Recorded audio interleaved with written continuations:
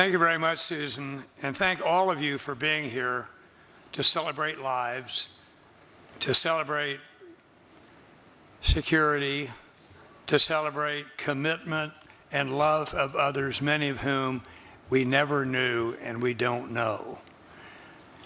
There's a parable of a man who looked back on his life and saw it as an endless series of footprints in the sand. At times there were two sets of footprints side by side, and he remembered these times as happy times. At others there was but one set of prints, the times of sadness and pain. He confronted God and asked him why he had ceased to walk beside him when he most needed him and most needed his support. Why, he wondered, had God abandoned him? And God answered, "But my son, those were the times I was carrying you." He carries us today, cup gently in his hands. April 19th, 1995 was a day of horror and tragedy.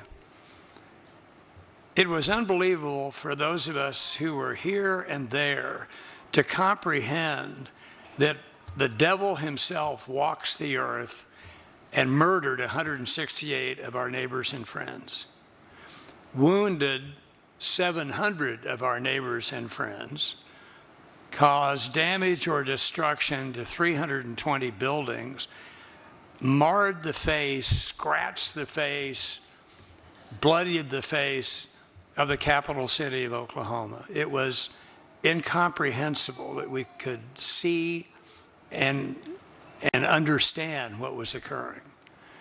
And we wondered, how were we all going to stay together without mutual suspicion and mistrust, and how could we do that? But we did. The Renaissance of Oklahoma, and by the way, I checked this morning, how long is a generation?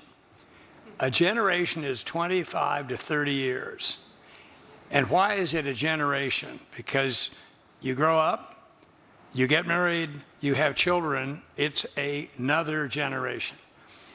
And think of the blessings we have with all these young people at our schools.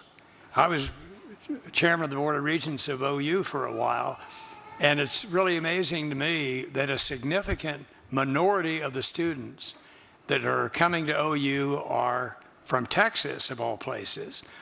And what is significant to me is that people who are graduating from that university are largely staying here. The contrast between then and now is very dramatic. God continues to hold us in his hands. I have someone very special to introduce to give our invocation. It was prayer that sustained us after the bombing. This entire area became a holy place. Many have said there was more prayer for this 8-block area of Oklahoma City than there was for the entire world during that time. Leading the way for so many chaplains who came here to help in our darkest